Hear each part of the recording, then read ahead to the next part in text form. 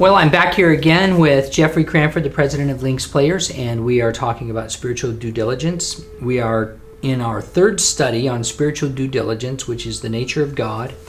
And the seventh lesson, obviously a study of, only so many pages is never going to be enough, but we're hitting some of the main ideas here. And we're moving to this last lesson, which has to do with knowing God and the ability to know God, which is incredible when you think about it, because as we've talked about the nature of God all the way through, it would seem that he would be someone far beyond us and someone we could never touch. And yet Scripture teaches us that we can know him, not just know about him, but know him.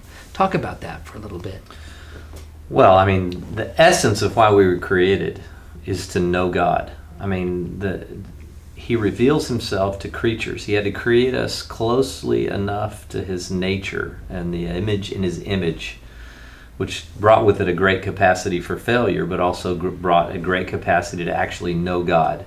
I can talk all I want about knowing a houseplant, but it's hard for me it's not created closely enough to me where I could even reveal myself. How could a houseplant even come to know me? So there's enough.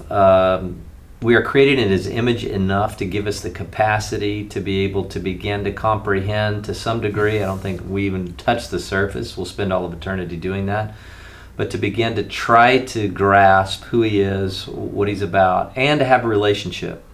And when I think about a relationship too, if you were to say, well, define the relationships that you have that are really important or meaningful, or the people that you really know, all those would be in the context of relationship. And I would never describe those relationships as being driven by what I do or what they do for me. I wouldn't say, well, I have a great relationship and he takes out my trash and he comes over and paints my house and he does this and this and this. Right. I would talk about experiences probably. I know him, oh man, we spent this incredible weekend together. We go fishing together, we play golf together, things that we do and are engaged in together.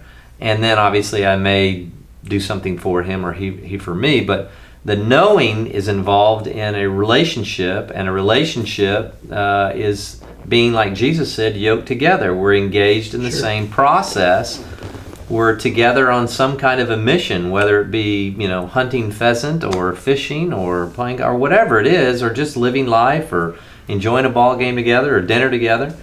And so I think we could get too systematic in our thinking about how it is to know God. But I think in the end, it's to enjoy his presence, to enjoy.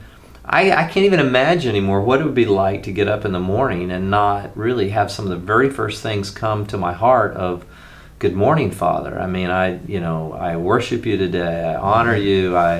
But I enjoy his presence. Or when I'm praying, there's a sense. Or when I see a mountain range, or flowers, or a sunset.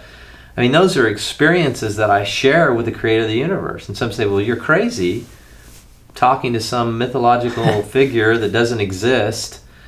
But I think it over time that maybe would be the issue. But now with experience with the Creator, there's always an exchange. Right. And that's one of those things that's very hard to describe if you've not yet done it. And that's where the psalmist says, taste and see that the Lord is good. It's a sense of you really have to live the life, otherwise you don't understand the life. To know God is to live a relationship of knowing him. You say, well, that's silly, but you've not experienced it. And until you experience it, you can't describe it. And it is difficult to describe. But knowing God, certainly we can know him through his word. We can know him through various ways and that we learn to know him. But in the end, it's a relationship. It is. And I think at that point, too, that what's part of what we're talking about here is that to know God, we have to recognize that God knows us. Yeah. That we're not just Every one in a detail. billion. Every that detail. he really knows us and what's going on in our life. And when and like you say, when a relationship is like that, two people really know each other. It's not, well, I know you and therefore I have a relationship with you. I've read every magazine article and every internet article and every book. Therefore I know you. You could have no clue who I am.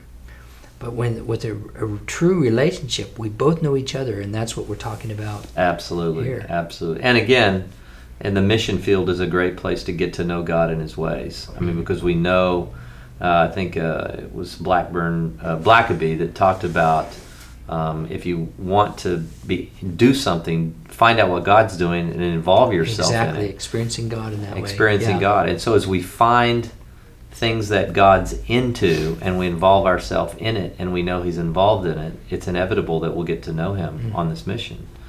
And so the mission field, and we don't have to say that in terms of going to another country, but just involved in a missional lifestyle of sharing Jesus with other people, you're going to get to know your Creator and His ways, because His ways and His thoughts are radically different than ours.